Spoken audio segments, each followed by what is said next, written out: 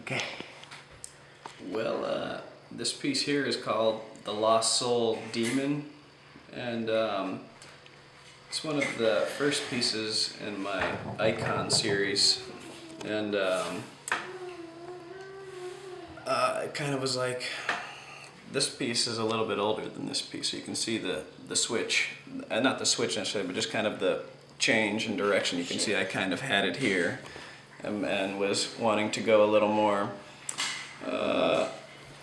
graphic, I guess, and that's what I just started to push that. But basically, I'm really interested in mythology and like iconography and the graphic design of things, and I felt like I'd gotten away from it, so it was time for me to try it again. So that's kind of where I went with this. It's a little bit rendered and a little bit graphic.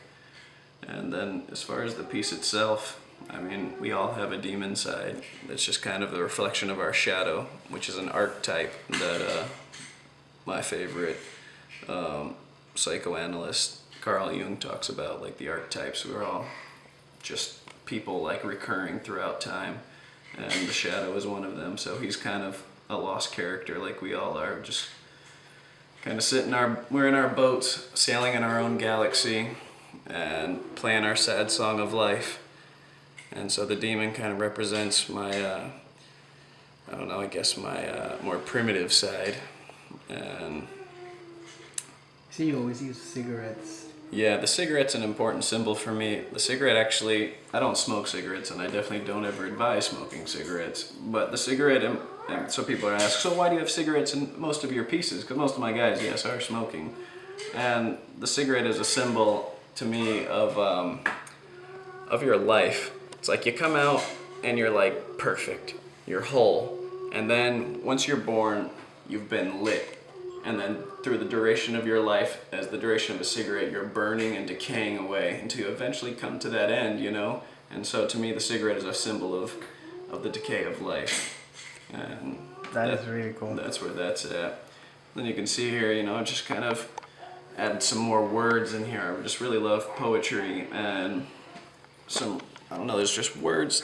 Language is awesome. And so I really wanted to start including that because it makes a much more bold statement.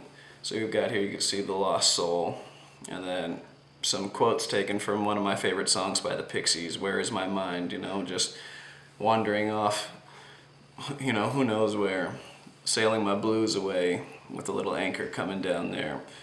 I think we're all trying to do that in our lives, is just kind of sailing off. Is this like a puppeteer? Yeah, string? puppets are huge. I mean, they're one of my favorite things. Marionettes and puppets. We make a few of those. That's and cool. I love to include that. Are we in control of ourselves, or is somebody else controlling us, you know? And it's just always a good question to ask. And I have some more questions about Sweet. this one. I see. I don't know if it's a church burning. yeah, it's a church. Okay, so what's up with that? I also put everything in my paintings are very personal, and for me, I've kind of, it's my changeover from growing up with a religion that I no longer believe in, so it's just kind of letting go of that, and that's what that symbolizes. It's in the distance, and it's on fire. Yeah, I mean, Nice. It's kind of a bold statement of saying it's time to let go of that way of doing things. These are both on wood, right? Yeah, I always use wood. Can you tell me a little bit about the process of how you make these? Yeah, this one here, all my drawings, all my paintings start as a quick sketch that I do in pen. I do everything in pen in my little sketchbooks, and they're super quick at first. And after I've got like a pretty rough drawing, but one that's got good swing and momentum in it, I scan it into the computer, and then I enlarge it a little bit so then I can come in with tracing paper I put on top, and then I redraw over it with pencil this time so I can get all the lines crisp the way I like it, but I'm able to keep that initial gesture drawing that I had that just has that flow in it. So I come over and then I just put all the details in, and then I transfer it onto the wood, which I cut all the wood myself too. All these pieces are hand cut by me, and then at first I put the gesso on it so it protects the wood, obviously, and then I transfer the piece over, and then I start painting it. And usually I always start I always paint in acrylics. They're my favorite medium. And I start with a little bit more of a watered process. And I kind of use it like watercolors, that I just build up the layers as opposed to thick layer like automatically, because I like the shine of the wood to come through, so it really gives it depth. So, which took a lot of time to learn, but that's how I do that. So I just kind of start always in the background as well. So everything will be drawn out on there, then I'll start in the background and I'll start washing in colors. That's where you have a lot of water and you just kind of brush in the color and you just blend it and continue blending it.